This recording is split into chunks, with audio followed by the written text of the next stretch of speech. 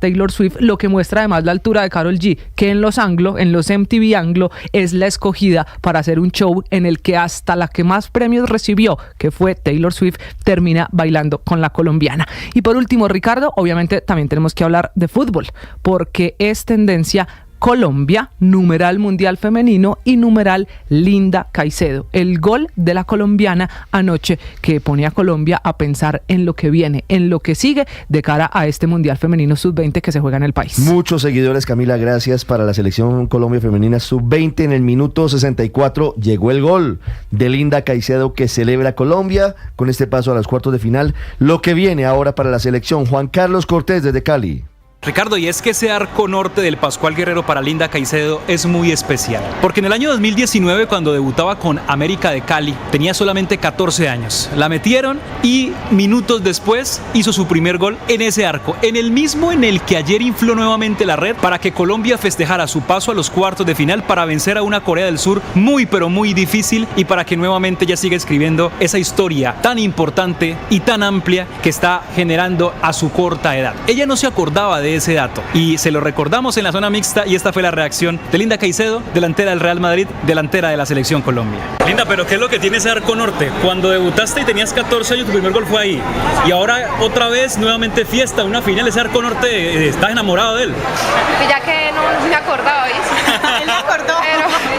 Pero sí, tenés razón, me queda ahí un gran pase de 5. Llega a 2 goles en este presente mundial, de la mano de ella Colombia alcanza entonces los cuartos de final, espera por su rival que puede ser Países Bajos o Francia y nuevamente el Pascual Guerrero se vestirá el domingo de tricolor porque seguramente que los caleños vendrán nuevamente en masa. Fueron más de 35,000 espectadores esta vez, pero seguramente que el próximo domingo tendremos muchos más hinchas para romper ese récord que también tiene Cali de 37,100 espectadores para un partido femenino y que también la sucursal del cielo entonces busca ser la ciudad con mayor asistencia en el mundial y en la historia del fútbol femenino. Desde Cali, Juan Carlos Cortés, Blue Radio. Esta es Blue, más que radio.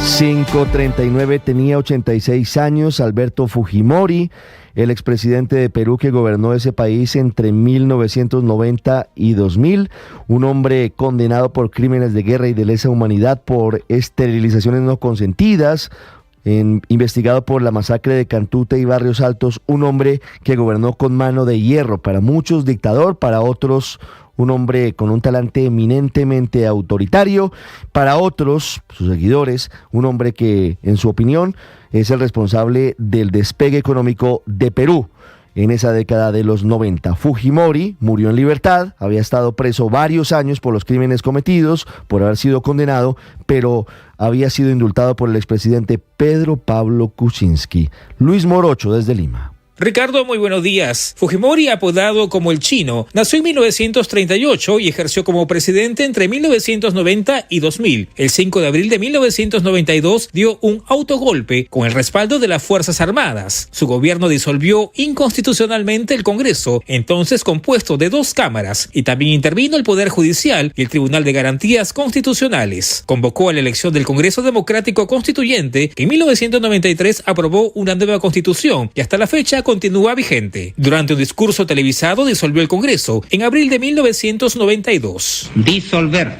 temporalmente el Congreso de la República hasta la aprobación de una nueva estructura orgánica del Poder Legislativo, la que se aprobará mediante un plebiscito nacional. Según la justicia, durante el decenio fujimorista se cometieron graves violaciones a los derechos humanos y se constituyó la mayor red de corrupción de la historia del Perú, encabezada por el asesor Vladimiro Montesinos. Anoche se confirmó su fallecimiento. Fue su misma hija Keiko quien en un mensaje en redes sociales pidió una oración por su padre. Fujimori, quien cumplió 86 años el pasado 28 de julio, abandonó en diciembre pasado la cárcel de Lima en la que cumplió una condena de 25 años por delitos de lesa humanidad, luego que el Tribunal Constitucional restituyera el indulto humanitario que le otorgó en 2017 el entonces gobernante Pedro Pablo Kuczynski. En Lima, Luis Morocho, Blue Radio. Luis, gracias. Acaba de terminar en el Palacio de la Moncloa, en Madrid, la reunión del presidente del gobierno español, Pedro Sánchez, Sánchez y Edmundo González Urrutia, líder opositor, quien para diferentes sectores y para diferentes países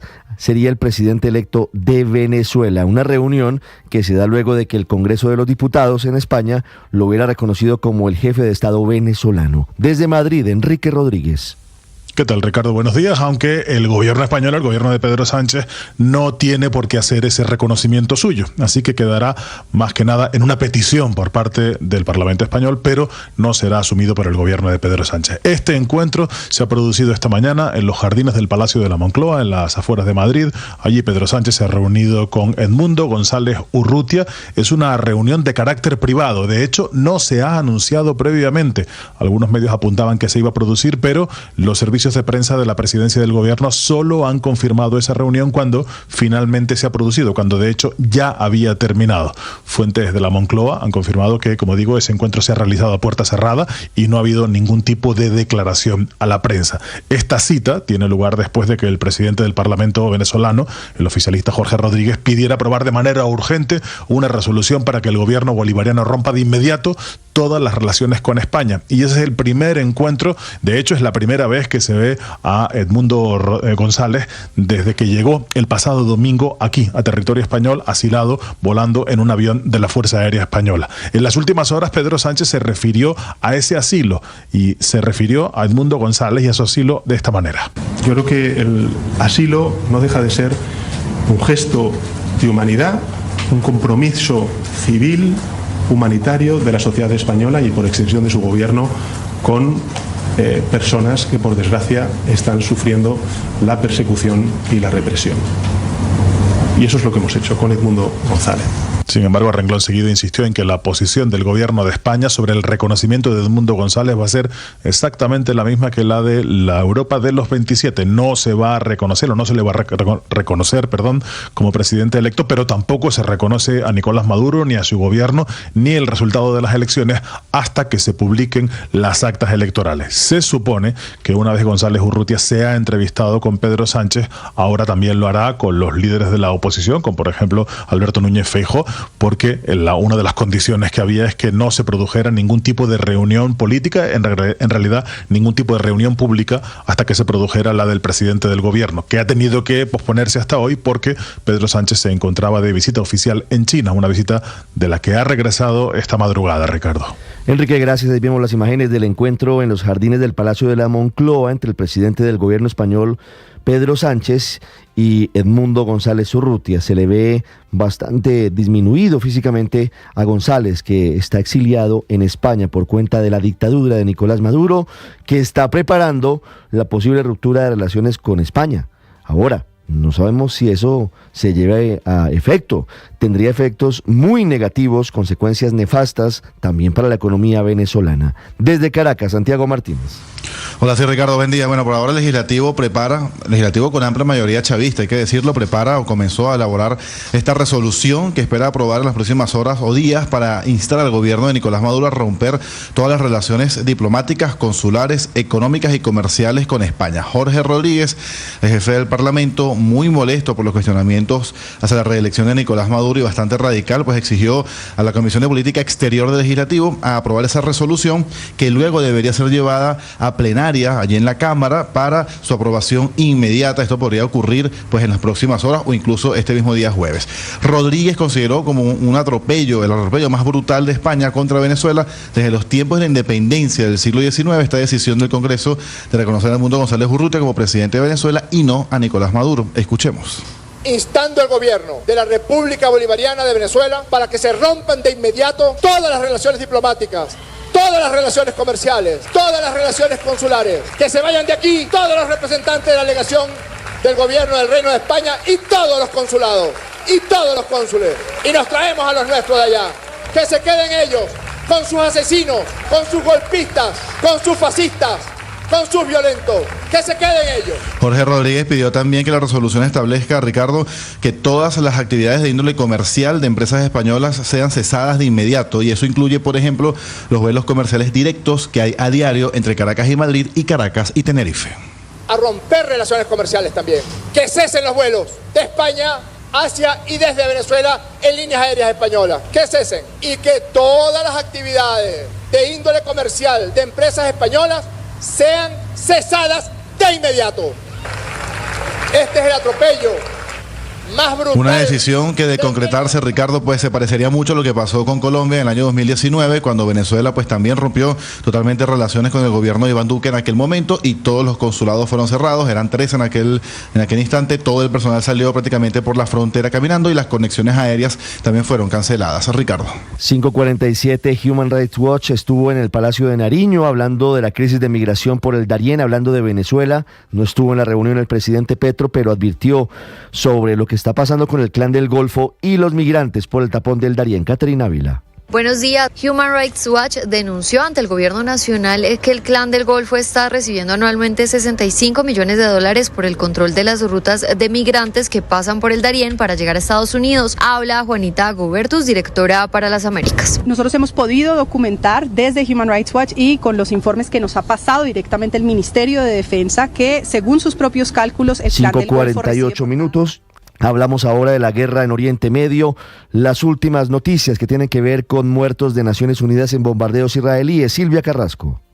Sí, Ricardo, ¿qué tal? Muy buenos días. Un ataque aéreo israelí contra una escuela en el centro de Gaza, que era utilizada como refugio para palestinos desplazados, mató a 19 personas y la ONU ha informado que 6 de sus empleados estaban entre los muertos. Ya 220 empleados de la UNRWA, que es la agencia para los refugiados palestinos, han muerto durante esta guerra. Y eso ha desatado un duro intercambio en Twitter, en la red X, entre el secretario general de Naciones Unidas, Antonio Guterres, y el embajador de Israel allí en Naciones Unidas. Dijo Guterres que lo que está sucediendo en Gaza es totalmente inaceptable. Dice que había 12.000 personas allí, pero que además estaban los colegas de la UNRWA y que eso debe terminar ya. Lo que dijo el embajador Danny Danon, que es el embajador de Israel en Naciones Unidas, le dijo que era inaceptable que Antonio Guterres le decía directamente el hecho que usted se niegue a reconocer la realidad y continúe distorsionándola, y asegura que allí tiene que investigar porque allí había terroristas. Sin embargo, el ejército israelí ha dicho que hubo 2 bombardeos en el lugar, que había sido un bombardeo de precisión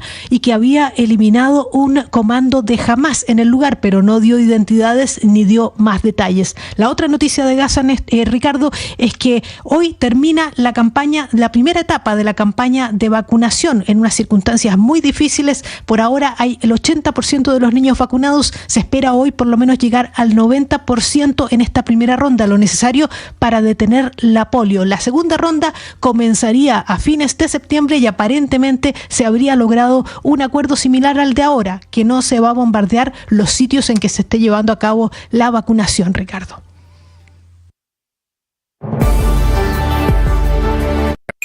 Escanea este código y suscríbete a nuestro canal de YouTube, @Blue Radio Co. Y disfruta y participa de la programación de Blue Radio. Blue Radio, le ponemos cara a la radio. Blue Radio, la alternativa. Que podría ser la estrella en ascenso. Por otro lado, saludarlos, aquí estamos desde Mañanas Blue. 400.000 personas amanecen sin luz en Luisiana por cuenta del paso del huracán Francine, que ya es tormenta tropical en la costa este de los Estados Unidos. En Washington, Juan Camilo Merlano. Ricardo, buenos días. Exactamente son 393.000 personas sin energía en Luisiana y 44.000 en Mississippi por cuenta de los embates de Francine, que en efecto ya se ha debilitado tormenta tropical con vientos sostenidos de hasta 75 kilómetros por hora. En estos momentos se encuentra moviéndose por el sureste de Luisiana, unos 100 kilómetros al norte de Nueva Orleans, y la principal alerta de inundación por tormenta tropical se ha elevado para el área metropolitana de Nueva Orleans y para partes de Alabama y Florida, pero Francine tocó tierra ayer en la tarde como huracán categoría 2 con vientos sostenidos de hasta 160 kilómetros por hora, así se escuchaba.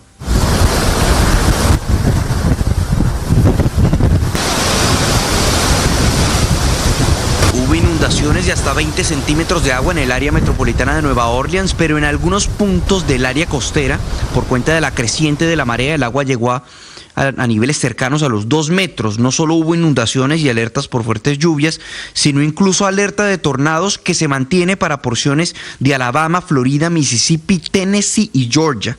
En Luisiana, el huracán tocó tierra entrando por la parroquia Terrebonne y se había ordenado la evacuación de unas 13 parroquias. Ya mencionábamos las afectaciones sobre el servicio de energía, pero realmente aún no se ha alcanzado a dimensionar los daños por cuenta de Francine. En minutos, cuando salga el sol, podremos tener una imagen más clara de los estragos. Ricardo. Muy bien, Juan Camilo, 5:51, hablamos de un fallo interesante de la Corte Constitucional que señala que la educación religiosa en los colegios públicos no puede imponer un credo en particular, una tutela que tiene que ver con el Estado laico que quedó consignado en la Constitución de 1991. Rocío Franco. Ricardo, buenos días. La Corte Constitucional señaló que la educación religiosa en colegios públicos no puede imponer un credo en particular y se deben garantizar alternativas para quienes opten por no recibirlas. El alto tribunal dijo que si bien Colombia es un país con un fuerte arraigo histórico y cultural en la religión católica, el modelo de Estado laico adoptado en la Constitución de 1991 les impone a los colegios públicos respetar el principio de neutralidad en materia religiosa. Pero eso sí ha señalado que si bien es cierto, el mandato constitucional es claro que es un Estado laico, eso no implica que Colombia tenga que prohibir las manifestaciones públicas de la religión. No señala la Corte Constitucional que el Estado sea ateo o indiferente ante los sentimientos religiosos de los colombianos, sino que en estos casos no se puede dar una religión específica como la católica. Puede ahondar, dice la sentencia, en aspectos como las diferentes religiones que hay en el mundo, cuál es su origen y este tipo de cosas que se pueden enseñar en un aula de clase. Tampoco señala la Corte que se elimine la clase como tal, ya que hace parte del pensum académico. Dice entonces la Corte Constitucional que a pesar del arraigo cultural que pueda tener la religión católica, que según las últimas cifras es del 78%, esto no quiere decir que se acabe ni la cátedra, pero lo que sí tiene que haber es una clase de religión más amplia que no hable únicamente de la religión católica. Rocío Franco, Blue Radio. Rocío, gracias. Regreso a la localidad de Kennedy, en el suroccidente de Bogotá. Más detalles de la situación que se presenta por atentados terroristas en las últimas horas y la muerte de Emilia Elena Bermúdez, una de las personas que resultó herida en uno de esos ataques. Felipe García. Hola Ricardo, sí señor, pues la policía de Bogotá confirmó el fallecimiento de una mujer, recordemos que había resultado gravemente herida en este atentado con granada ocurrido este martes en el barrio María Paz de la localidad de Kennedy. La explosión que tuvo lugar en el sector de Patio Bonito dejó a otras 9 personas heridas, entre ellas 2 policías. La mujer fue identificada como Emilia Elena Bermúdez y tenía 61 años, quien a pesar del esfuerzo de los policías que la trasladaron y de los médicos a un centro asistencial del occidente de la ciudad, falleció debido a sus graves heridas. Dicen las autoridades que el resto de lesionados hasta el momento se encuentran todavía en observación. Hay una persona más que todavía sigue grave y las autoridades están muy atentas a la evolución en su estado de salud. En esta mañana va a haber declaraciones del alcalde Carlos Fernando Galán y el brigadier general Daniel Gualdrón justamente sobre hechos de inseguridad en la ciudad y allí van a referirse sobre el fallecimiento de esta mujer. Recordemos que fue identificada como Emilia Elena Bermúdez, de 61 años. Muy bien, Felipe, gracias. 5:55. Hay una nueva pelea entre el gobierno del presidente Petro y la alcaldía de Bogotá, esta vez por la reserva Van der Hamen. El distrito presentó una estrategia para que los dueños de predios en esa reserva cedieran voluntariamente sus terrenos a cambio de permisos de construcción en zonas habilitadas de la ciudad. Hubo de inmediato el grito en el cielo del gobierno del presidente Petro y el alcalde Galán dijo que el gobierno nacional no tiene por qué inmiscuirse en estos asuntos que no le competen. El alcalde Galán.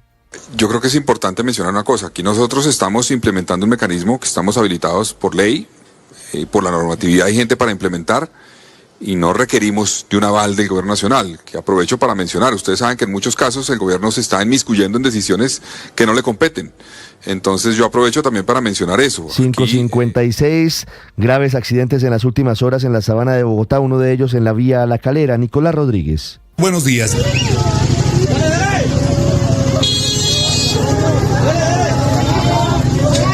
Este fue el momento en que dos motocicletas se estrellaron contra un furgón de carga en el kilómetro 1 en la vía Bogotá-La Calera a eso de las 11:20 de la mañana. Desafortunadamente, ambos moteros perdieron la vida en el lugar. Sin embargo, minutos después, una máquina de bomberos y varias ambulancias llegaron al sitio para atender la emergencia, situación que generó un caos vehicular sobre la vía y en gran parte de la avenida Circunvalar y la carrera séptima. La congestión vehicular duró más de 2 horas mientras el cuerpo de criminalística realizaba las labores de croquis y levantamiento de los cuerpos. Aproximadamente a las 2 de la tarde, agentes de tránsito comenzaron a dar paso intermitente por la vía hacia La Calera, por la carrera séptima y por la avenida Circunvalar. Y es que el flujo normal del tráfico se recuperó a las 3 de la tarde, pero con varios retenes de velocidad para evitar más accidentes. Nicolás Rodríguez, Blue Radio. Y ahora hablamos de la economía, Víctor.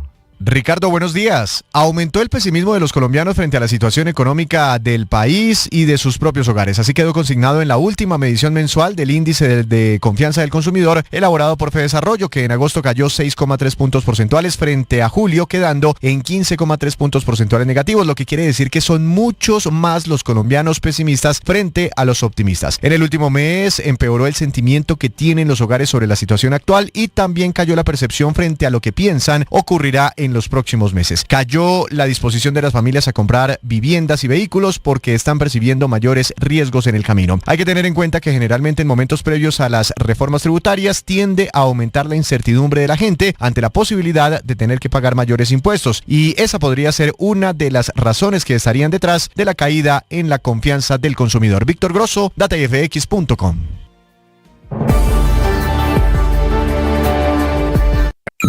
Escanea este código y suscríbete a nuestro canal de YouTube, @Blue Radio Co. Y disfruta y participa de la programación de Blue Radio. Blue Radio, le ponemos cara a la radio. Blue Radio, la alternativa. Enseguida el resumen lo preparamos como lo anticipamos aquí en Blue Radio. BlueRadio.com. En Armenia, Javier.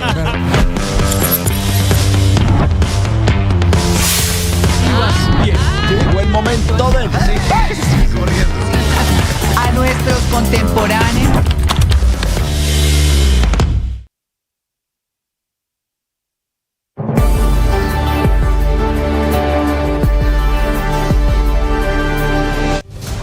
Hoy juegas de titular.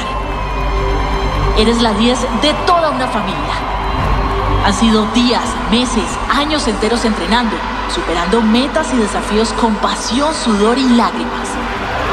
Hoy entras al campo, tocas el césped y te das cuenta de que este es tu escenario. Es tu momento. Tú y todo un equipo araneco harán historia mundial. Celebraremos sus logros, sus goles y triunfos en Blue, medio oficial de la Copa Mundial Femenina Sub-20 de la FIFA 2024. Llegó la hora de fluir con el planeta. Y actuar para proteger las reservas de agua que nos quedan. Únete a esta corriente y juntos cuidemos el agua. ¡Bañémonos! En pareja, Vargas. O de a 3 o de a 4. Saquemos el balde a la calle para lavar el carro. Todos podemos ser protagonistas de esta gran historia. Cuidar el agua, la corriente que nos une. Una campaña de Caracol Televisión, Blue Radio y La Calle. Camina el Mundial Femenino Sub-20 de la FIFA, una fiesta que se toma 3 ciudades de nuestro país, Bogotá, Cali y Medellín, para conocer cada detalle de Colombia, de nuestra selección y de las 23 selecciones restantes. Siempre conéctese a Blue Radio. Escanea este código y suscríbete a nuestro canal de YouTube, @Blue Radio Co. Y disfruta y participa de la programación de Blue Radio. Blue Radio, le ponemos cara a la radio. El periodismo no tiene apellidos. Es siempre honesto, independiente y comprometido con la verdad. El periodismo no es amigo del poder, lo vigila. Hoy, Mañanas Blue les ofrece periodismo con contexto. Las dos caras de la moneda, sin exageración, sin especulación. A partir de este momento, Mañanas Blue es periodismo en radio. Bienvenidos.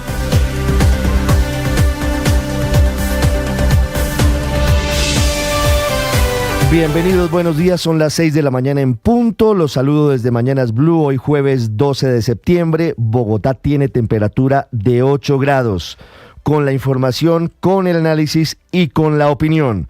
Amanecemos en medio de una tormenta política y económica.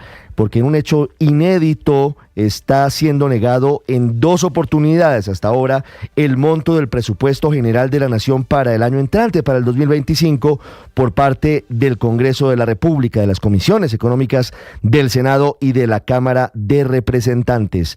El monto del gobierno es 523 billones de pesos. Eso costaría el funcionamiento del Estado para el próximo año, con las voces que advierten y que el gobierno reconoce de que ese presupuesto está desfinanciado en al menos 12 billones de pesos, y por eso el gobierno tramita de manera simultánea una nueva reforma tributaria, una ley de financiamiento que aumentará varios impuestos. Este hecho, que es inédito, lo que está ocurriendo con la negación del monto del presupuesto, se da porque varios congresistas se opusieron a aprobar el monto que radicó el gobierno, se opusieron a que se tuvieran en cuenta los 12 billones que en teoría busca recaudar la ley de financiamiento, porque consideran que esta es una presión indebida del Ejecutivo al Legislativo. Hoy seguirán intentando ponerse de acuerdo, no pareciera fácil, el gobierno no está dispuesto a ceder. El presidente Gustavo Petro anoche en redes sociales de nuevo delineó cuál es la estrategia. El gobierno al final podría expedir por decreto el presupuesto si no hay ningún acuerdo, con las consecuencias económicas. Podría aumentar el riesgo país, con las consabidas consecuencias nefastas para todos los colombianos, y también con un escenario muy riesgoso en materia de gobernabilidad, en materia política en el Congreso de Colombia. Estamos sobre un escenario incierto. Nunca había ocurrido esto en la historia de nuestro país, y por eso hay diferentes voces. El Congreso y el gobierno intentan entender qué es lo que está pasando, y por eso hoy de nuevo van a sentarse en el Congreso intentando llegar a consensos. Hay diferentes versiones. El gobierno sigue defendiendo lo que ha ocurrido, mientras que el Congreso también defiende su posición, que ha recibido apoyo del Consejo Gremial Nacional. Los empresarios respaldan lo que ha decidido el Congreso, señalan que es responsable que no se apruebe un presupuesto desfinanciado y que hay que evitar un problema fiscal mayor. Voy a hablarles en minutos de la crisis energética en el país. Voy a hablarles del nombre del nuevo interventor de aire que se acaba de conocer por parte de la Superintendencia de Servicios Públicos.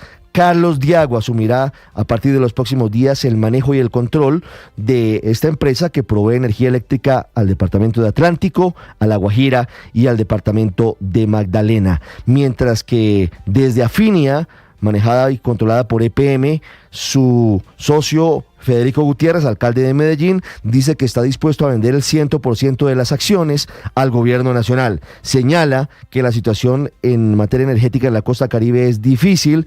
Dice que la situación necesita medidas urgentes. Ahora lo que falta saber es si el gobierno tiene la plata y tiene la decisión de comprar las acciones de Afinia, que es el otro operador, el que provee la energía al resto de la costa caribe. En materia de gas, Juan Ricardo Ortega, presidente del Grupo Energía de Bogotá, advirtió que el país hoy no tiene garantizado el suministro de gas para diciembre, y que la crisis en temas energéticos no es solamente de electricidad. Estaremos en minutos en la localidad de Kennedy, en el sur de Bogotá. Acaba de morir una de las personas heridas en los atentados terroristas del martes en la noche, cometidos por bandas delincuenciales vinculadas con el microtráfico, con el sicariato y con otros delitos.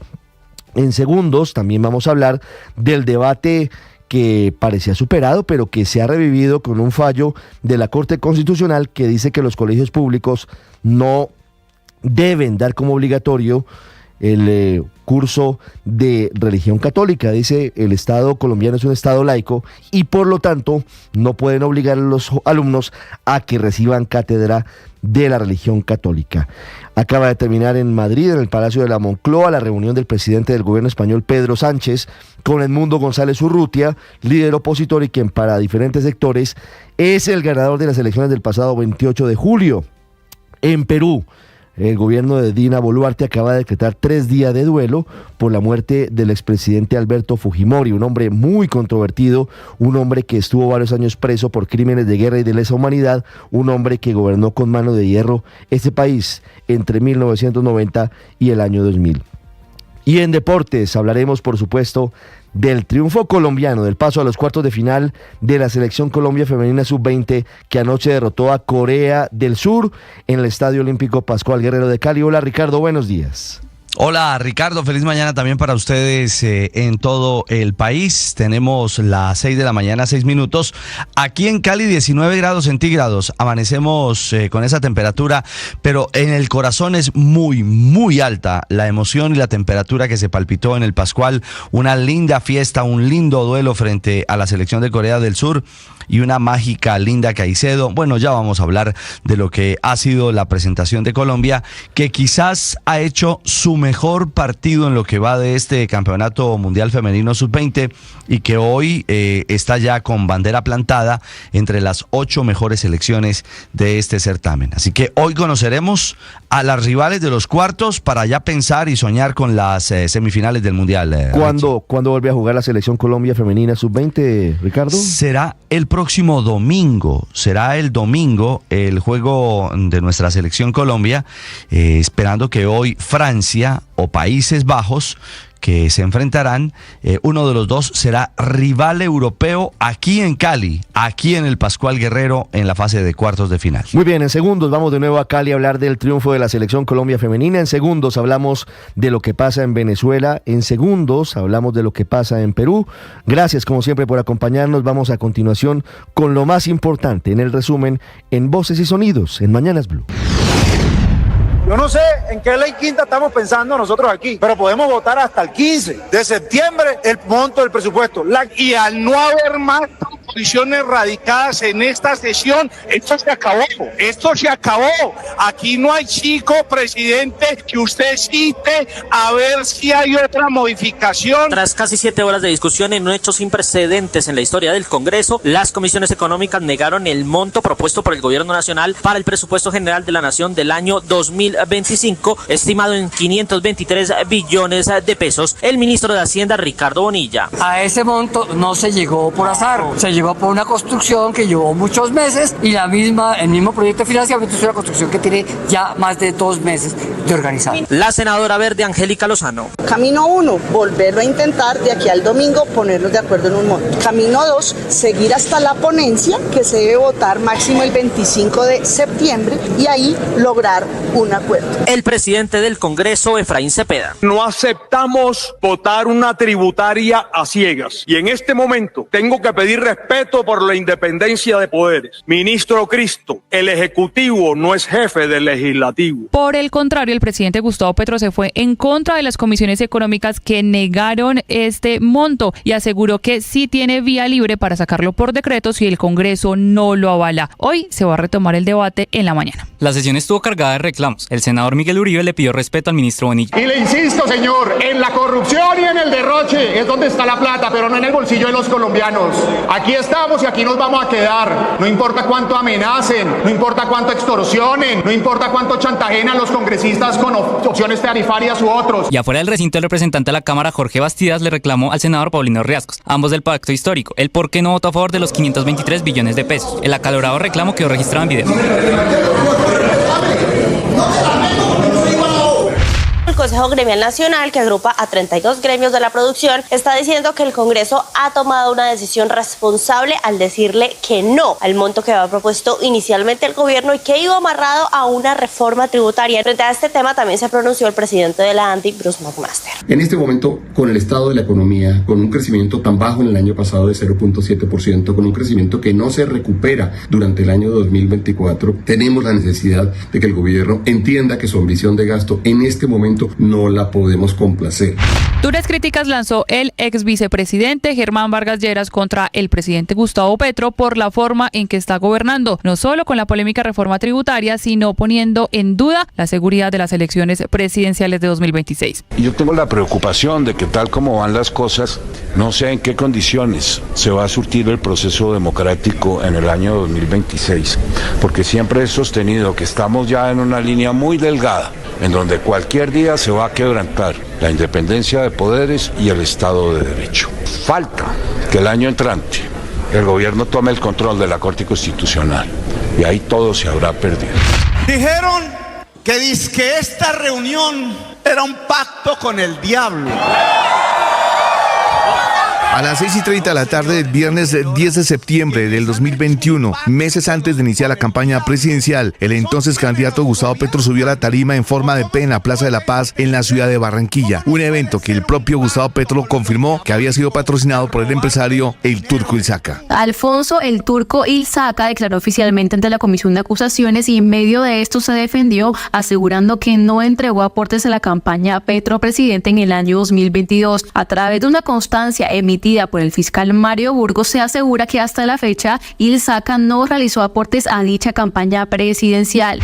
Los policías Dana Alejandra Canizales y Luis Alfonso Quinchanegua aceptaron cargos por las interceptaciones ilegales que les practicaron a Mara Elvis Mesa y Fabiola Perea, ex empleadas de Laura Sarabia. Además, firmaron principios de oportunidad que los llevará a ser testigos del caso. Entre tanto, la niñera Mara Elvis Mesa habló por primera vez del daño que le causó esta acusación. A partir de ese momento mi vida cambió, mi vida se acabó a nivel laboral, a nivel la salud de mi familia.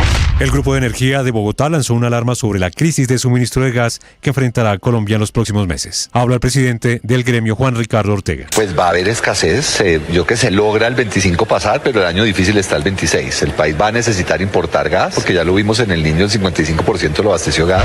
En medio de la crisis que vive la empresa Aire por la prestación del servicio energético en la costa atlántica, el alcalde de Medellín, Federico Gutiérrez, calificó como una muy mala decisión la inversión que hizo EPM en Afinia. Desde EPM y yo como presidente de la Junta, decirle al gobierno nacional que hay que encontrar una salida. Inclusive si la salida es que el gobierno nacional adquiera el 100% de las acciones que tiene EPM en Afinia, que estamos dispuestos a que se dé y con una forma en la cual no se afecte la prestación del servicio, justamente en las zonas de la costa donde lo presta EPM a través de Afinia. El levantamiento de la orden de captura con fines de extradición de alias Iván Márquez, que en este momento se convierte en la piedra en el zapato para continuar los diálogos en la mesa con la segunda Marquetalia, será tratado como un asunto de Estado entre el gobierno de Colombia y los Estados Unidos. Así lo dijo Armando Noboa, jefe negociador del gobierno nacional en los diálogos con la segunda Marquetalia. Y esos asuntos se resuelven por la vía de la buena fe y de la práctica que han adoptado los dos gobiernos para mantener las reglas del tratado. El coronel retirado del ejército del excomandante de la Fuerza de Tarea Sucre, Luis Fernando Borja, afirmó que el número real de falsos positivos podría superar las 10.000 víctimas. Borja, quien ha reconocido su responsabilidad en más de 70 casos de ejecuciones extrajudiciales, insistió en que todos los altos mandos sabían de esas irregularidades. Los asesinatos a personas civiles, inermes, inocentes, siempre existieron, pero con otro nombre. Todos participamos y todos sabíamos qué era lo que estaba pasando. Murió una de las personas que resultó herida en el atentado con granada en el sector de María Paz, en la localidad de Kennedy, en el suroccidente de Bogotá. Se trata de Emilia Elena Bermúdez, de 61 años, que estaba recibiendo atención médica en la clínica de Occidente. Disolver temporalmente el Congreso de la República. Renuevo ante el pueblo mi compromiso de continuar trabajando incansablemente. Fue confirmada la muerte de Alberto Fujimori, expresidente de Perú y una de las figuras más controversiales de ese país. La información fue revelada por su hija Keiko a través de un mensaje en la red social X. El expresidente Fujimori murió a los 86 años. Había sido excarcelado en diciembre pasado, pues cumplía una condena de 25 años de prisión por crímenes de lesa humanidad. Su mandato se vio marcado por graves violaciones a los derechos humanos. Fujimori fue señalado de ordenar a un grupo paramilitar 2 matanzas, la masacre de Barrios Altos y la Cantuta, que dejaron 25 muertos. Rechazo los cargos, totalmente, soy inocente. Buen lindo pase para Lenda con la zurda.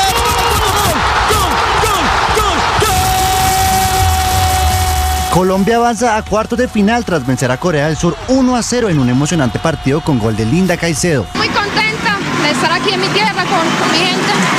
Lindo ver el estadio así de lleno y hoy el equipo realmente se jugó un partidazo, el partido de nuestras vidas. Ahora Colombia espera por o Países Bajos o Francia, que jugarán esta noche para conocer su rival, que justamente tendrá que venir nuevamente al Estadio Olímpico Pascual Guerrero el día domingo para jugar los cuartos de final del Mundial Femenino Sub-20. Estás escuchando Blue Radio. Escanea este código y suscríbete a nuestro canal de YouTube, @Blue Radio Co. Y disfruta y participa de la programación de Blue Radio. Blue Radio, le ponemos cara a la radio. Blue Radio, la alternativa. Que podría ser la estrella en ascenso. Por otro lado, saludarlos, aquí estamos desde Mañanas Blue, enseguida. Por favor, empeorado por la crisis que además tiene hoy el sistema de...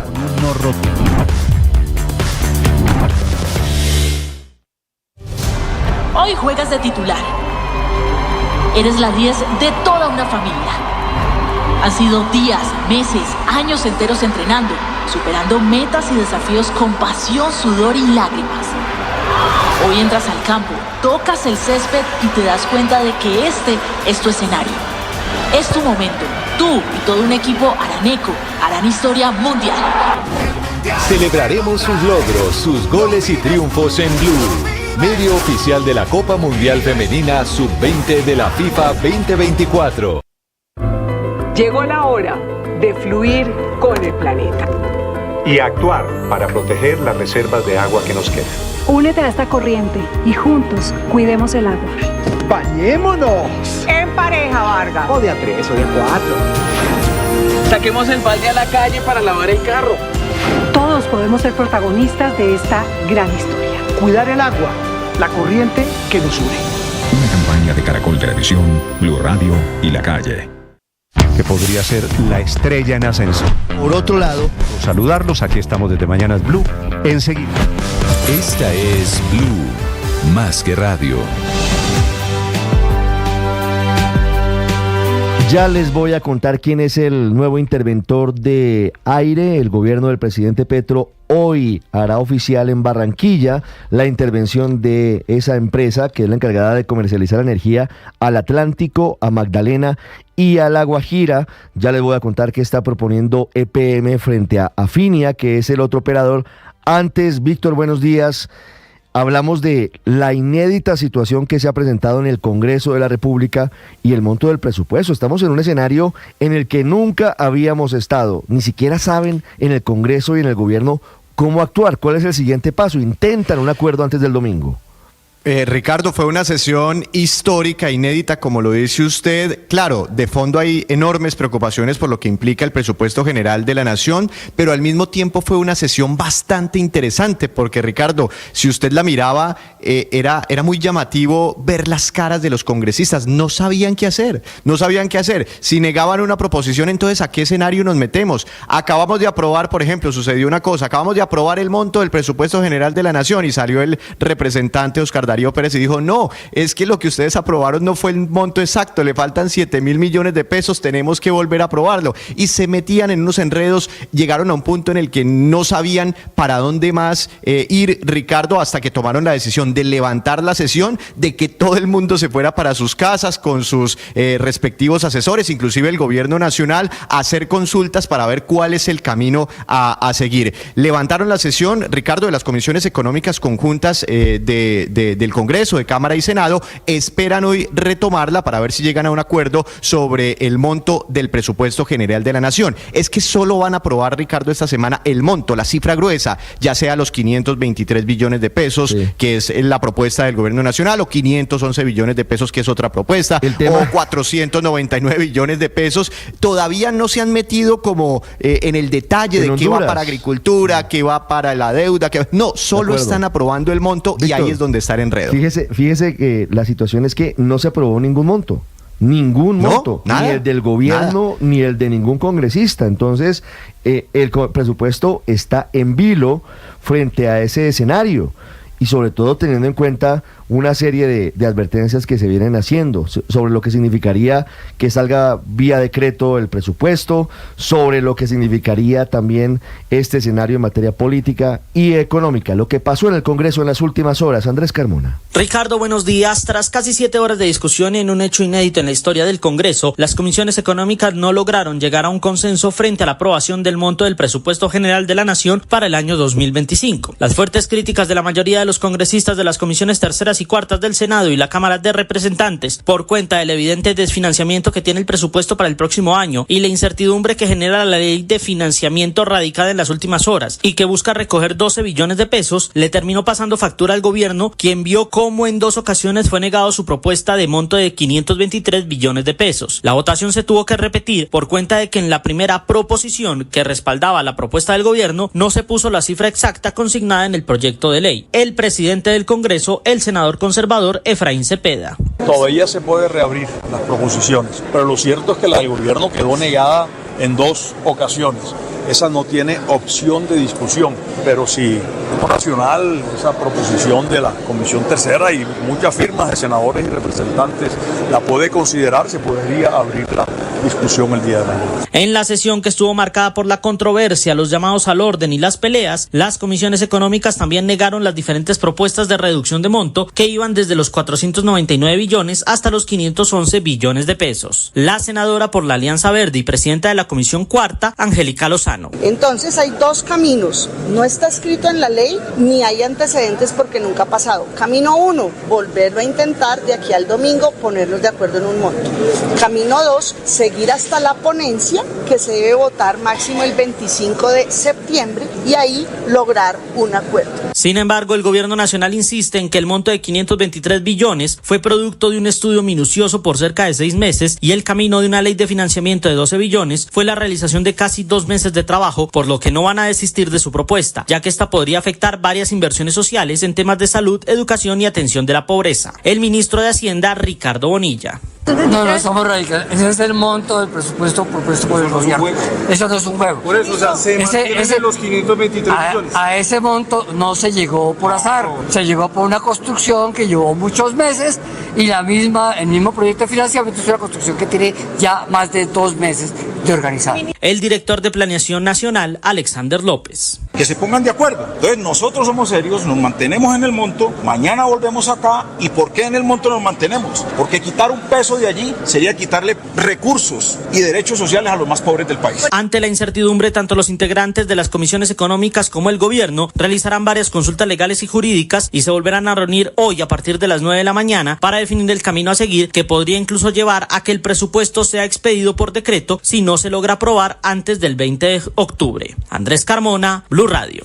Andrés, gracias. Víctor, hay dudas en tantos escenarios que ni siquiera se sabe si se podría avanzar en la discusión del presupuesto sin definir el monto. Algunos dicen que sí, pero la mayoría dice que no, que si no se define cuál va a ser el monto del presupuesto, no se podría avanzar en la discusión de qué va para cada sector.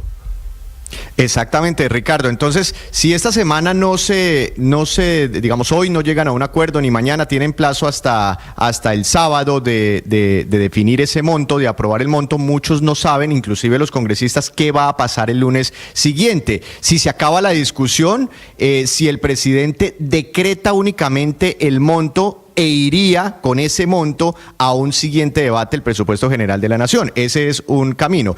El otro camino es, y bueno, hay muchos caminos porque, repito, Ricardo, los congresistas no sabían para dónde ir, para dónde mirar, qué más puede pasar en un eventual escenario así. El otro camino es que ya se acaba la discusión. Si no aprueban el monto esta semana, se acaba la discusión y el presidente Petro decretaría todo el presupuesto general de la nación a partir de la otra semana, y ahí también existen ciertas dudas de cuál decreto, cuál presupuesto decretaría, si es el presupuesto que el gobierno presentó este año, ese proyecto que es el que están debatiendo por estos días, si se acoge el presupuesto de la vigencia 2024. Entonces todos esos caminos son los que están explorando en este momento, Ricardo. La mejor solución o lo mejor para el país, para la economía, sería que hoy lleguen a un acuerdo, una conciliación, que logren entre los congresistas y el gobierno ponerse ¿Usted ve posibilidad en algo de un acuerdo, para no meternos, Víctor, en un escenario?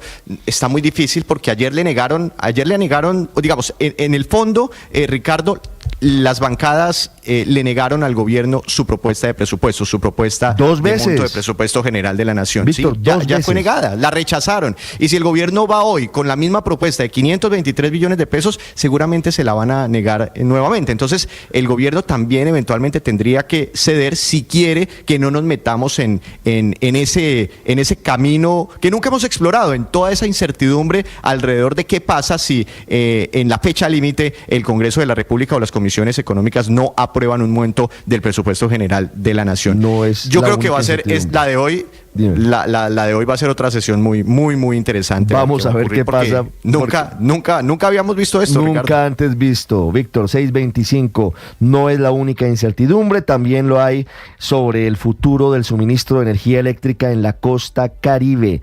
Ya se conoce el nombre del agente interventor de la empresa Aire, y a las 2 de la tarde habrá Noticias detalladas desde la Superintendencia de Servicios Públicos sobre esa intervención. Vanessa Saldarriaga.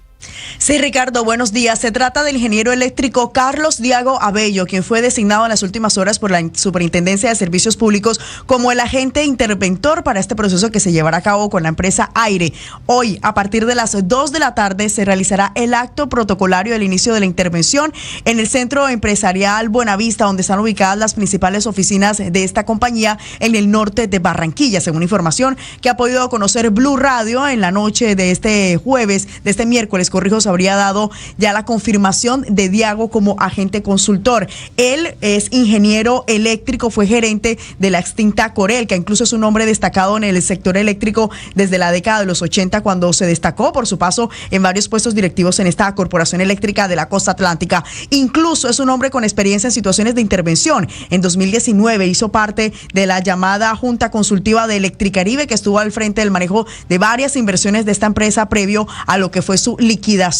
Él ha estado también acompañando al Comité Ciudadano de Usuarios de Servicios Públicos, que ha estado solicitando ante el Gobierno Nacional la reducción en las tarifas de energía. Ha participado este comité como experto y a su vez ha estado luchando también porque se den algunos cambios en la fórmula tarifaria. Así que es un hombre que se conoce de la A a la Z todo este asunto, no solo por su participación en el pasado en el sector, sino también por lo que sigue siendo su vinculación en el presente, Ricardo. Se necesita intervención urgente del gobierno porque el tiempo corre y el riesgo de apagón en la costa Caribe sigue latente.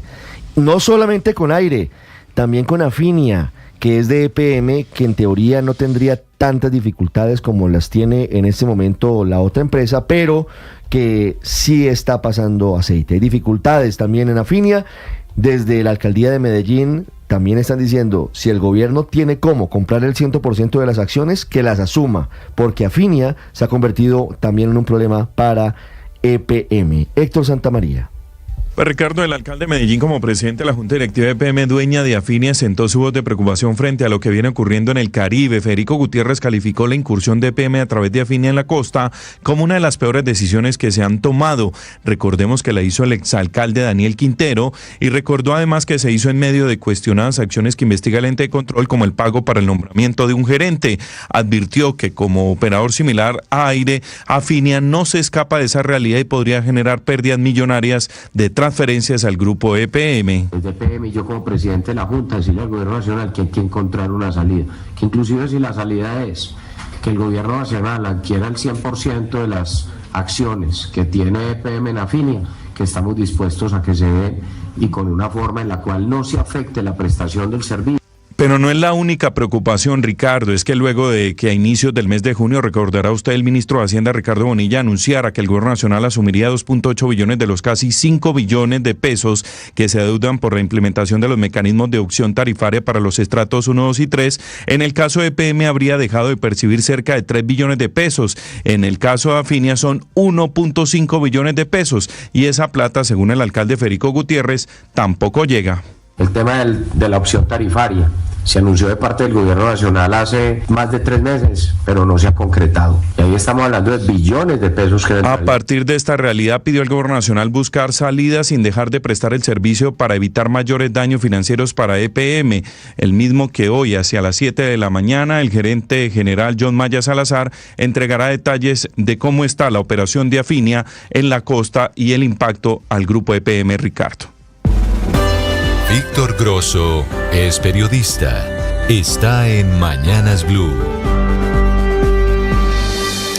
6 de la mañana, 29 minutos, cuando parecía que se había superado el fantasma de Electricaribe y que los 10 millones de usuarios de esta región gozarían de un mejor servicio, 4 años después el remedio está siendo peor que la enfermedad. En el 2020 se partió el mercado del Caribe en dos para subsanar la crisis desatada en épocas de Electricaribe, pero se fueron acumulando nuevos problemas, inflándose una bomba de tiempo que ya está dando muestras de querer estallar. A los nuevos operadores Aire y Afinia se les atravesó una pandemia, les deben billones de pesos por la opción tarifaria, que fue la medida que permitió congelar durante los confinamientos pagos de los recibos de la luz y hoy nadie les responde por esa plata. Además, se suma la exposición a las fuertes fluctuaciones de la energía en bolsa, el robo de energía, deudas por subsidios, presiones sobre las tarifas por fenómenos climáticos, en fin, todo un cóctel que las llevó al límite que podían soportar financieramente. La primera en tirar la toalla fue Aire, que atiende a los departamentos de Atlántico, Magdalena y La Guajira, cuyo futuro está en manos ahora del gobierno nacional,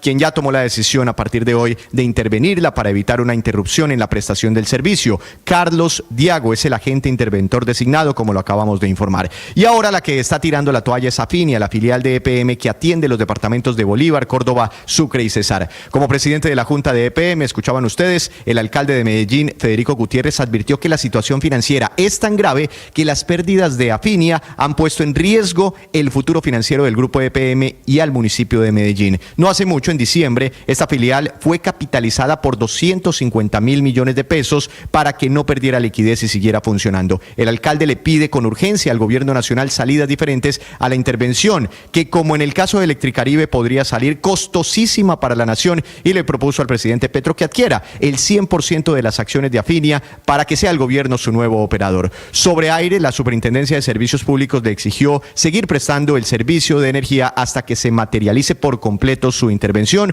para no afectar a la gente, y pidió a los usuarios que confíen en esa superintendencia, ya que están analizando los pasos a seguir para responder al clamor de la costa de contar con un buen servicio sin altos precios. Al lío por las elevadas tarifas se suma ahora el temor entre los habitantes de la costa de quedarse sin luz por la intervención de Aire y el llamado de auxilio de Afinia. Ellos quieren soluciones, no anuncios que se los lleve el viento. Es la energía para prender los electrodomésticos, para iluminar las noches, para refrigerarse, para trabajar y para producir. Es un asunto de primera necesidad. Juan Camilo Maldonado es periodista. Está en Mañanas Blue. 6 de la mañana, 32 minutos. Estaré este sábado al mediodía en la Asamblea Nacional Popular. La coordinación de fuerzas populares es fundamental hoy. Con este mensaje publicado en su tribuna habitual en la red social X, el presidente Gustavo Petro confirmó que encabezará el gran encuentro del petrismo que se adelantará este fin de semana en la Universidad Nacional en Bogotá. La Asamblea Nacional Popular por el Cambio, como lo han denominado sindicatos, la Minga Indígena y el Pacto Histórico. Esta Asamblea Popular busca rechazar el supuesto golpe de Estado que ha venido denunciando el presidente Petro eufórica y constantemente. Este encuentro también comienza a calentar la marcha de la Central Unitaria de Trabajadores del próximo 19 de septiembre, donde el presidente Petro volverá a medir el pulso en las calles para que sus bases respalden las criticadas políticas de su gobierno. Esa concentración, la de la Plaza de Bolívar, será a las 11 de la mañana bajo la premisa de que hay que defender al gobierno del intento del golpe de Estado y en respaldo de sus reformas. La Asamblea Popular de este fin de semana será un escenario en el que el petrismo evaluará 9 ejes temáticos en 5 mesas de trabajo que marcarán la ruta de movilización y fortalecimiento del gobierno Petro en los 2 años que le quedan, teniendo un especial énfasis en las reformas sociales que se tramitan en el Congreso de la República, la política de paz total y la propuesta de unificación del Pacto Histórico de cara a las elecciones presidenciales de 2026. Camila Carvajal es periodista. Está en Mañanas Blue. 6 de la mañana, 34 minutos. ¿Alguna vez se ha preguntado por qué en muchos colegios del país le enseñan a los niños el Padre Nuestro o los llevan a misa o hacen oraciones en clase de religión? Pues esa pregunta se la hizo la Corte y tomó una decisión. La Corte Constitucional emitió una sentencia en la que aclara que la educación religiosa en los colegios públicos del país no puede imponer un credo particular a los estudiantes y que, por el contrario, debe garantizar alternativas para quienes opten por no recibir esa materia, la de religión. En otras palabras, dice la Corte que las instituciones públicas tienen prohibido promocionar y enseñar una fe en particular y en consecuencia deben garantizar que la educación religiosa tenga un carácter histórico y cultural. Es decir, que no se trata de enseñar una oración en específico o de llevar a los estudiantes a una Eucaristía, sino que debería ser una clase para explicar por qué existen religiones, cuáles son las diferencias, cuál es su historia, esto por poner un ejemplo. La decisión de la Corte es después de recibir una tutela que puso un papá de una niña de 9 años que estaba en quinto de primaria y a ella le pusieron 0 como nota, como calificación en la materia de religión. porque no aceptó las actividades católicas de esa clase. Entonces ese 0 afectó su promedio académico, aunque el papá ya le había pedido al colegio otra manera de evaluarla porque no estaba de acuerdo con enseñanzas de la religión católica. La Corte dijo que a pesar de que en Colombia hay un fuerte arraigo histórico y cultural con la religión católica, Colombia es un estado laico que así lo adoptó y lo decidió en la Constitución de 1991 y por eso los colegios públicos deben respetar el principio de neutralidad en materia religiosa. La decisión de la Corte, si bien aplica para todos los colegios, le ordena en particular al colegio de la niña de 9 años modificar el proyecto institucional para garantizar alternativas a los estudiantes que decidan no recibir la clase de religión, eliminar también contenidos dogmáticos de esa clase y asegurar una información y una formación más neutral. Una discusión muy interesante que pone la Corte sobre la mesa. María Camila Orozco es periodista. Está en Mañanas Blue. Ya son las 6:36 de la mañana. Mi vida se acabó a partir de ese momento, a nivel laboral, a nivel personal. Esas fueron las palabras con las que Marelvis Mesa, la niñera que puso a tambalear a Laura Saravia, le contó a la justicia el antes y el después de este oscuro episodio de un polígrafo en la casa de Nariño y unas chuzadas ilegales con las que buscaban información de una maleta con una suma de dinero que hoy no está clara. Esta mujer humilde, que era la niñera del hijo de Saravia, que es la mujer más poderosa de este gobierno, habló como testigo en contra de los policías que la intimidaron y la sometieron durante horas para que contara una verdad. 2 de ellos ya confesaron, Dana Alejandra Cañizales y el intendente Luis Alfonso Quinchanega, que van a escribir un nuevo capítulo en este proceso porque acordaron un principio de oportunidad parcial, es decir, un acuerdo con la Fiscalía para convertirse en colaboradores y en testigos del ente acusador. En el evento de que la fiscal Luz Adriana Camargo le dé el visto bueno a este acuerdo, los policías van a responder otra pregunta que no tiene respuesta. ¿Quién dio la orden? ¿Quién dio la orden de ejecutar este plan que tiene a estos patrulleros la parte más débil de la cadena a las puertas de una condena, mientras al coronel Feria, que es el jefe de seguridad de la Casa de Nariño, uno de los principales involucrados, consentido por el gobierno del presidente Gustavo Petro, que está como el adagio popular, como dice el viejo adagio popular, no saben dónde ponerlo para que no lo toquen. Estás escuchando Blue Radio. Escanea este código y suscríbete a nuestro canal de YouTube, @Blue Radio Co. Y disfruta y participa de la programación de Blue Radio. Blue Radio, le ponemos cara a la radio. Blue Radio, la alternativa. Que podría ser la estrella en ascenso. Por otro lado, saludarlos, aquí estamos desde Mañanas Blue, enseguida.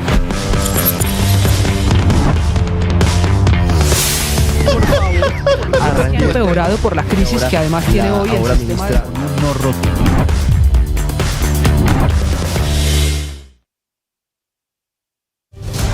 Hoy juegas de titular.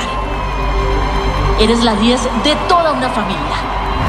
Han sido días, meses, años enteros entrenando, superando metas y desafíos con pasión, sudor y lágrimas.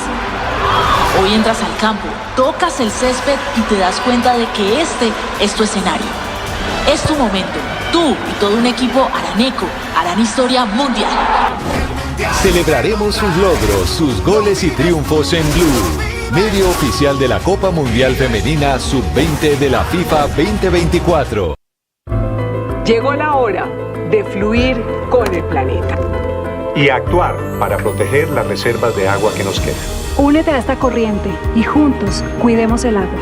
¡Bañémonos! En pareja, Vargas. O de a 3 o de a 4. Saquemos el balde a la calle para lavar el carro. Todos podemos ser protagonistas de esta gran historia. Cuidar el agua, la corriente que nos une. Una campaña de Caracol Televisión, Blue Radio y La Calle. Esta es Blue, más que radio.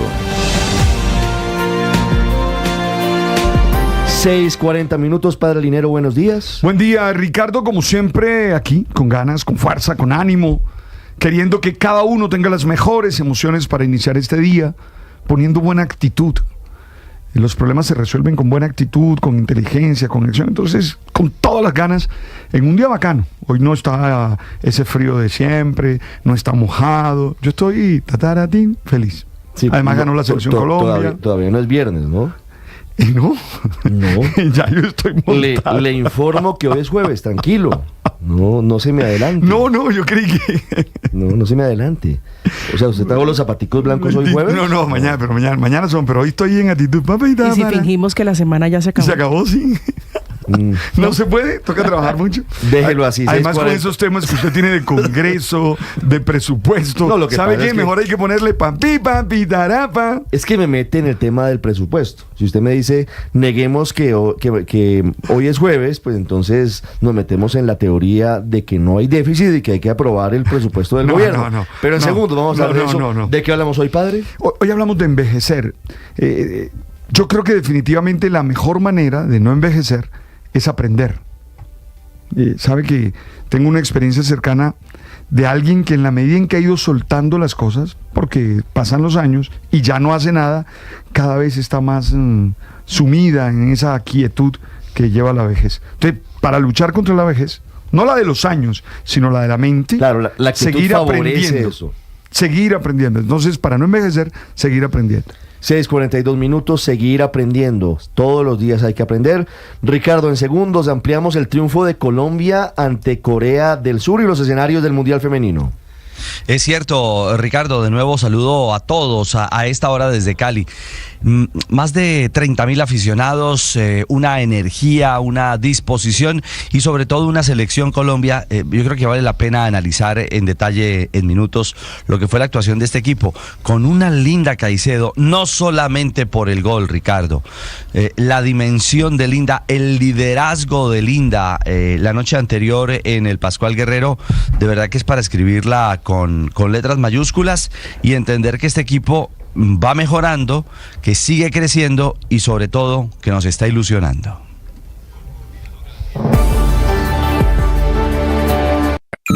Escanea este código y suscríbete a nuestro canal de YouTube, @Blue Radio Co. Y disfruta y participa de la programación de Blue Radio. Blue Radio. 6:43 a.m, murió, tenía 86 años, el expresidente de Perú, Alberto Fujimori, gobernó con mano de hierro entre 1990 y 2000, un hombre que fue condenado por violaciones a los derechos humanos, un hombre que en medio de todos los escenarios fue odiado por un sector de los peruanos, querido por otros, y que sin duda es uno de los hombres más importantes de la política de ese país de los últimos tiempos. Entre otras cosas, Silvia, en Londres, fue un hombre que logró manejar de una manera, para algunos, muy, muy importante. Algunos tenían denuncias sobre posibles violaciones a los derechos humanos, pero tuvo que afrontar la presencia de guerrillas en Perú, la presencia de Sendero Luminoso, la captura de Abimael Guzmán, pero también la toma de la embajada de Japón en la ciudad de Lima. Fue el MRTA, que era el movimiento Tupac Amaru, que se tomó esa residencia del embajador japonés. Recordemos, era una fiesta que había invitado al embajador para celebrar el cumpleaños del emperador y por lo tanto estaba toda la élite peruana. Y de pronto llegó este equipo de asalto, se tomaron la embajada y estuvieron ahí 3 meses con todo el mundo y toda la prensa, la atención puesta ahí, porque no solamente estaba la élite peruana, sino toda la diplomacia internacional que tenía su sede en Lima, estaba presente en esa reunión. La verdad es que fue un caso increíble y que, bueno, terminó luego cuando lograron entrar los comandos peruanos a través de túneles cavados bajo tierra, lograron asaltar la embajada y liberar a los rehenes. Un rehén resultó muerto en ese rescate y recordemos esa imagen que dio la vuelta al mundo de Fujimori saludando desde uno de los autobuses donde llevaban a los rehenes. La verdad es que fue uno de los hechos internacionales más fuertes de su mandato, pero claro, un hombre con muchas críticas por su manejo de los derechos humanos, pero recordemos por qué cayó. Fujimori cayó cuando se descubrió que había inscrito su reelección con una fábrica de firmas. Fujimori en Perú, en ese momento, independiente del apoyo de los partidos políticos, había que presentar un número de firmas para inscribir las candidaturas, y él lo que había hecho había sido contratar a un regimiento de gente, ponerlos en un edificio y poner a firmar las nóminas para poder inscribir su candidatura, y por eso fue por lo que cayó, aunque luego fue condenado por otros hechos, pero la verdad es que fue ese momento en el cual perdió todo el poder, Ricardo. Estuvo en Japón, estuvo en Chile, fue condenado. El hombre que en la operación Chavín de Huántar en abril del 97 liberó la embajada de Japón en Lima. El hombre que tenía como asesor a Vladimiro Montesinos, que terminó vendiéndole armas a las FARC, el hombre de las masacres de La Cantuta y Barrios Altos, el hombre de las esterilizaciones masivas a las mujeres más humildes de Lima. En medio de toda esa polémica, también con una base de apoyo popular que seguía siendo importante. Su hija Keiko Fujimori sigue siendo una actriz política muy importante en ese país. Luis Poma, desde Lima. Ricardo, muy buenos días. El expresidente Alberto Fujimori falleció en su residencia de Lima a los 86 años de edad, tras una larga batalla contra el cáncer. Su hija y heredera política Keiko Fujimori confirmó la noticia en la red social de X diciendo: nuestro padre Alberto Fujimori acaba de partir al encuentro del Señor. Pedimos a quienes lo apreciaron nos acompañen con una oración por el eterno descanso de su alma. Gracias por tanto, papá. Fujimori, quien cumplió 86 años el pasado 28 de julio, abandonó en diciembre pasado la cárcel de Lima, en la que cumplía una condena de 25 años por delitos de lesa humanidad, luego que el Tribunal Constitucional restituyera el indulto humanitario que le otorgó en el 2017 el entonces gobernante Pedro Pablo Kuczynski. El congresista de Fuerza Popular y médico personal de Fujimori, Alejandro Aguinaga, declaró horas antes que el exmandatario estaba luchando por su vida. El presidente está luchando por su vida, doctor. Vista la situación actual y como consecuencia de las informaciones que vienen saliendo, pedimos por favor que se restrinjan las visitas y reiteramos a todos ustedes nuestro agradecimiento por la preocupación de la salud del presidente, pero él, conjuntamente con los profesionales que lo atienden, está luchando. Poco después, la presidencia de Perú lamentó el fallecimiento en un mensaje en la red social X. Nuestras sentidas condolencias a la familia, a quienes acompañamos en su profundo dolor. Dios lo tenga en su gloria y que descanse en paz. Precisamente, el jefe de gabinete ministerial, Gustavo Dirancén, propuso rendirle todos los honores de Estado a Fujimori previo consentimiento de su familia. Anunciada ya el deceso del expresidente, las autoridades competentes tomarán contacto con la familia para que en coordinación con ellos se decida cuál es la voluntad. De hecho, las normas del protocolo oficial del Estado prevén los funerales para quienes han sido jefes de Estado. Pero reitero, esto tendrá que coordinarse con la familia para conocer su voluntad. En la ceremonia de Estado se izará a media asta el pabellón nacional y se decretará duelo oficial el día de la inhumación de los restos mortales. El traslado de su cuerpo al lugar del velatorio se realizará en privado, pero las exequias se celebrarán con asistencia oficial. Asimismo, el cortejo fúnebre será encabezado por la presidenta del país, Dina Boluarte, o su representante. Ricardo, desde su llegada al poder en 1990 hasta su extradición y condena, Fujimori dejó frases en la historia. Quizá una de las frases más repetidas por Fujimori, especialmente tras su extradición de Chile en el 2017, es cuando se declaró inocente de los cargos de violaciones de los derechos humanos y corrupción que enfrentó. ¡Rechazo los cargos! ¡Totalmente! ¡Soy inocente! Justo antes de renunciar a la presidencia del Perú, Alberto Fujimori apareció públicamente ante los medios para asegurar que no iba a renunciar.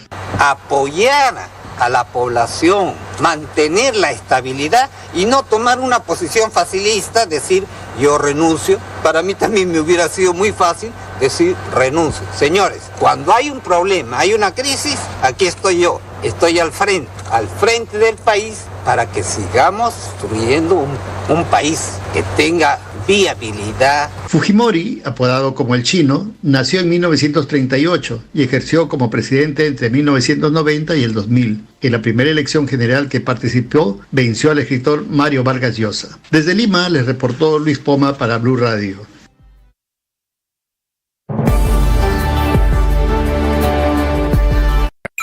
Escanea este código y suscríbete a nuestro canal de YouTube, @Blue Radio Co. y disfruta y participa de la programación de Blue Radio. Blue Radio, le ponemos cara a la radio. Blue Radio, la alternativa. Que podría ser la estrella en ascenso. Por otro lado, saludarlos, aquí estamos desde Mañanas Blue, enseguida. El padre Alberto Linero es periodista y también está en Mañanas Blue. 6 de la mañana, 50 minutos. Uno envejece cuando deja de aprender, me dice una señora con voz y actitud sabia mientras viajamos en el Transmilenio.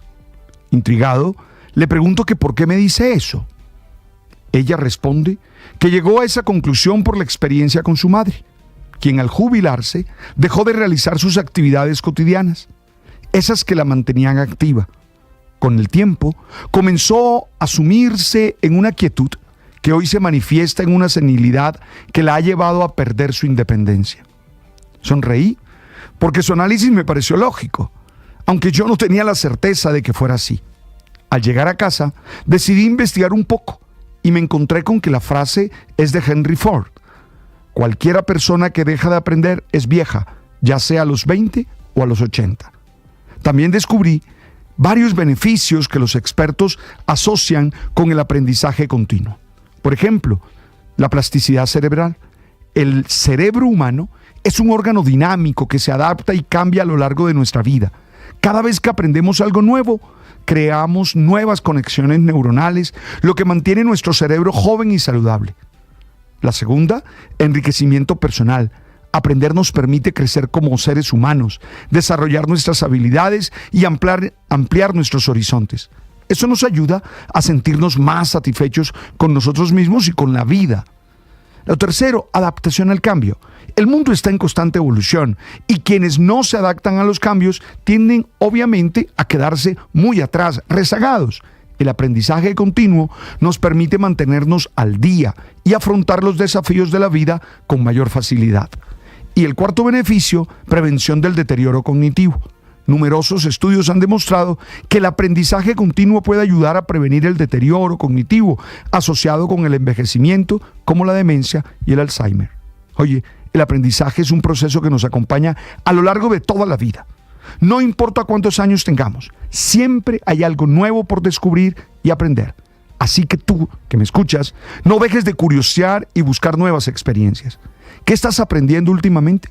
Recuerda que aprender para ti es una manera de satisfacer tu desarrollo.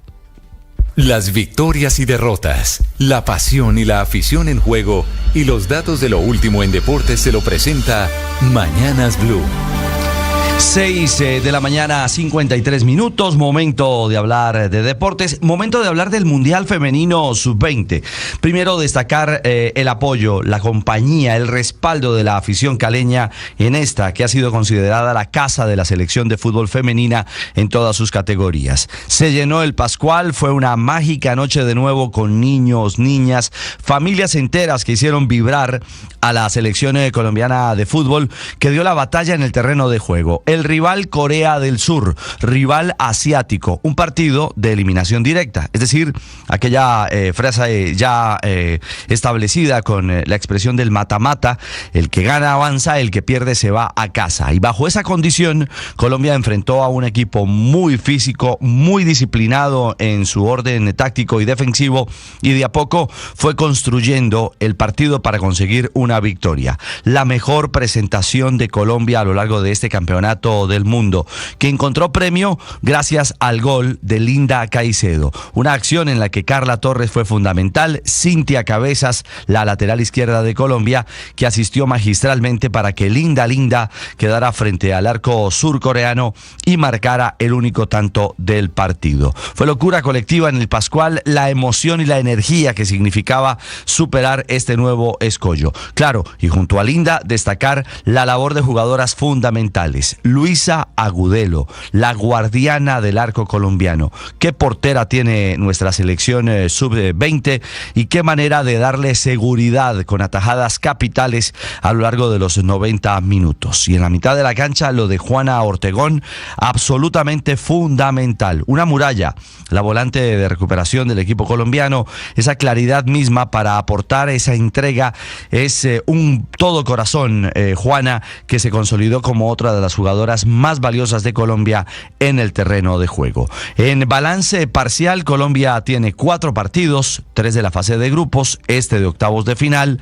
4 victorias. Superó a Australia, rival del continente oceánico, 2-0. Superó a Camerún, rival de África, con un 1-0. También dejó en el camino a México, al rival del continente americano, también le ganó por la mínima diferencia, 1-0. Y ahora en el camino queda el rival asiático, que es Corea del Sur, con la victoria 1-0. 5 goles a favor para Colombia, 0 en contra. Son 360 minutos de la valla invicta de nuestra Luisa Agudelo, que el domingo en la tarde tendrá ya el paso en los cuartos de final. Será Colombia frente a Francia o Países Bajos, es decir, completará allí la figura completa, la manito, porque será rival europeo, el primero en la ruta de este Mundial Femenino Sub-20 para nuestra selección Colombia. De ganar, avanzará ya a la semifinal. Esta será la fase de cuartos en el Pascual Guerrero el domingo. Repetimos, si gana frente a Francia o Países Bajos, Colombia ya estará entre las 4 mejores de este campeonato mundial. Lo cierto es que en octavos también España avanzó, derrotó 2-1 a Canadá. Lo propio hizo Brasil en un durísimo partido que se fue a extratiempos ante Camerún, 3-1 victoria brasilera. México cayó también en extratiempo, 3-2 frente a los Estados Unidos, y reiteramos, Colombia con el 1-0 frente a Corea del Sur. Hoy tendremos también juegos decisivos en octavos. Corea del Norte enfrentará a Austria, Alemania se verá las caras con Argentina, Japón se medirá frente a Nigeria y Francia ante Países Bajos. En nuestra liga, el campeonato, la Liga Betplay, fecha 3, América de Cali se puso al día, y aquí en el Valle del Cauca y en el país, los hinchas de la Mechita están felices. Ganó 1-0 el América frente al Deportes Tolima, el autor del gol fue Cristian Barrios, y esa victoria catapulta al rojo del Valle del Cauca al segundo lugar de la liga con 19 puntos, es decir, escolta al Once Caldas, que con 20 es líder. Con 16 también está Atlético Nacional, que es tercero, y Fortaleza, que es cuarto. Hoy, a propósito por el fútbol colombiano profesional, fecha 6, se pone al día Deportivo Pereira recibiendo en casa a Alianza Valledupar. Y para nuestro cierre, en la Copa Colombia, octavos de final, llegó al Junior el venezolano César Farías y el arranque no fue positivo. Medellín le ganó 2-0. Debut amargo del técnico venezolano al frente del equipo Tiburón. 6:58, los deportes a esta hora desde Cali, en Mañanas Blue.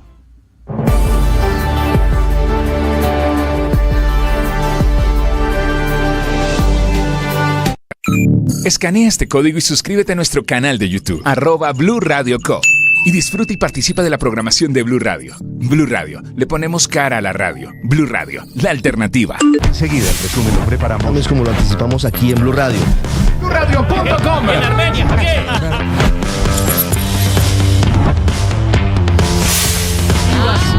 Llegó el momento del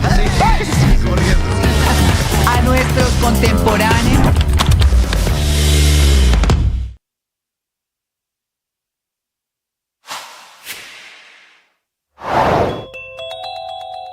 Amanecemos en medio de una tormenta política y económica, porque en un hecho inédito está siendo negado en 2 oportunidades hasta ahora el monto del presupuesto general de la Nación para el año entrante, para el 2025, por parte del Congreso de la República, de las comisiones económicas del Senado y de la Cámara de Representantes. El monto del gobierno es 523 billones de pesos. Eso costaría el funcionamiento del Estado para el próximo año, con las voces que advierten y que el gobierno reconoce de que ese presupuesto está desfinanciado en al menos 12 billones de pesos, y por eso el gobierno tramita de manera simultánea una nueva reforma tributaria, una ley de financiamiento que aumentará varios impuestos. Este hecho, que es inédito, lo que está ocurriendo con la negación del monto del presupuesto, se da porque varios congresistas se opusieron a aprobar el monto que radicó el gobierno, se opusieron a que se tuvieran en cuenta los 12 billones que en teoría busca recaudar la ley de financiamiento, porque consideran que esta es una presión indebida del Ejecutivo al Legislativo. Hoy juegas de titular. Eres la 10 de toda una familia. Han sido días, meses, años enteros entrenando, superando metas y desafíos con pasión, sudor y lágrimas. Hoy entras al campo, tocas el césped y te das cuenta de que este es tu escenario. Es tu momento. Tú y todo un equipo araneco harán historia mundial. Celebraremos sus logros, sus goles y triunfos en Blue, medio oficial de la Copa Mundial Femenina Sub-20 de la FIFA 2024.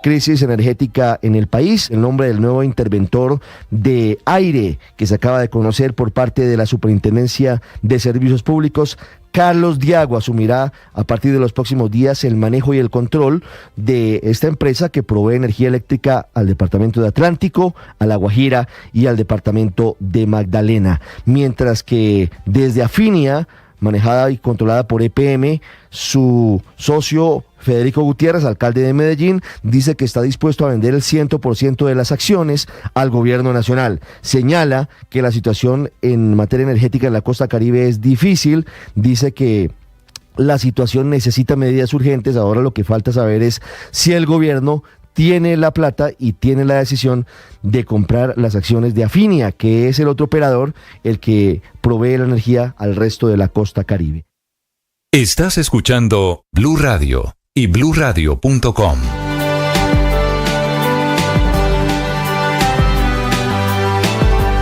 Alias Zeus fue oficial del ejército. Alias Zeus estuvo vinculado con grupos paramilitares, con narcotraficantes, había caído en Cúcuta, estaba detenido en una estación de policía y se escapó.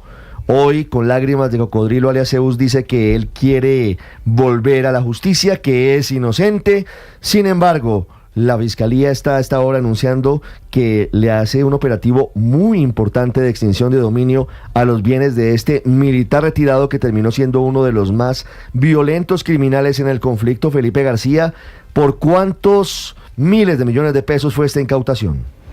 Hola Ricardo, sí señor, fueron un total de 13 bienes de Juan Carlos Rodríguez alias Zeus, este exmilitar acusado de falsos positivos que se fugó de una estación de policía de Cúcuta, recordemos, tras ser capturado en abril de este año. Los bienes, de acuerdo con las autoridades, están evaluados comercialmente en 11.710 millones de pesos y están ubicados en el municipio de Yondó, Antioquia, Puerto Boyacá en Boyacá y en Bogotá, aquí en la capital del país. Todos estos bienes estaban a nombre de su pareja sentimental, su excónyuge, su exesposa y su hija. El 10 de abril, recordemos, alias Zeus fue capturado en flagrancia en inmediaciones de la vía que conduce a Pamplona a Cúcuta mientras traficaba armas y explosivos, y según la investigación, este hombre en total pues tenía estos bienes, todos estos bienes eran unas fincas, una casa, un apartamento, un garaje y 8 vehículos. Entre estos había incluso, Ricardo, 2 fincas gigantes, 2 fincas ganaderas con más de 500 hectáreas de extensión ubicadas en el Magdalena Medio y una camioneta además blindada de alta gama.